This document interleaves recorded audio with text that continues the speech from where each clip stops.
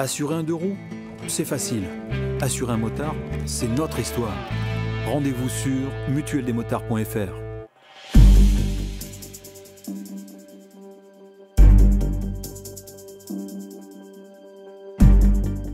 Bon alors on continue notre petit tour du Salon de Milan avec une des grosses nouveautés, la Z900 RS chez Kawasaki. Donc ça faisait longtemps qu'on attendait une moto néo-rétro chez Kawa, elle est là, la Z900 RS. Alors si vous regardez bien, vous la reconnaissez un petit peu parce qu'elle reprend pas mal d'éléments de la Z900, notamment le moteur. Alors il a été revu pour avoir un petit peu plus de couple, un petit peu moins de chevaux, on est à 112.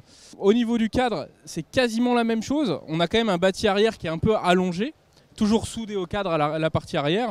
À l'avant, on a un angle de colonne de direction qui est un peu plus ouvert, donc ce sera une moto qui sera un peu plus confortable à rouler. Au niveau de la position de conduite, ça évolue aussi pas mal parce qu'on a une selle qui a l'air bien plus confortable, un réservoir un peu plus galbé, et puis un guidon qui est un peu plus avancé vers le pilote. Je reprends vite fait sur le train avant. Si vous regardez bien, on a des étriers à fixation radiale, ce qu'il n'y avait même pas sur la Z900 de base. La fourche en revanche est identique. Voilà. Autre petite info quand même sur tout ce qui est électronique, elle est équipée du traction control. Ok, aussi sur les petits détails qui sont intéressants, on a tout l'éclairage qui est à LED, la petite queue à l'arrière là qui est vraiment sympathique. Et puis au niveau du son, Kawasaki a vachement travaillé sur la sonorité et on voit bien cette petite ligne là, a priori elle devrait bien sonner et on va très bientôt l'essayer. Pour les dispos, ça sera courant mois de mars et le tarif commence à 12 000 et à 12 500 on a aussi une très belle version café qu'on va vous présenter tout de suite. Bon, et pour les plus nostalgiques, si la 900 RS leur suffit pas, il y a la 900 RS Café.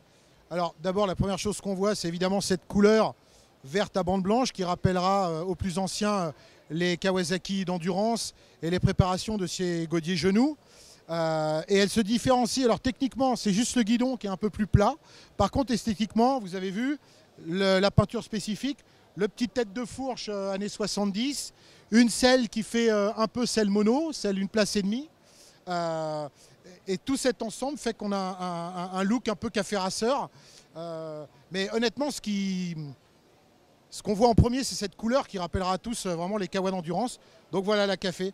Moi c'est ma préférée perso.